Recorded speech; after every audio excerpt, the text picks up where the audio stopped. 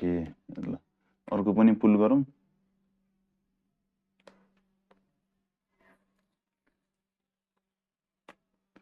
okay now let's see the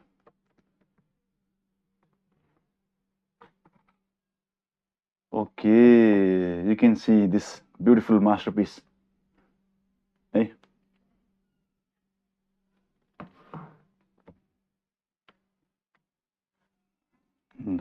so this is the brand new iPhone 16 Pro Max 256 GB okay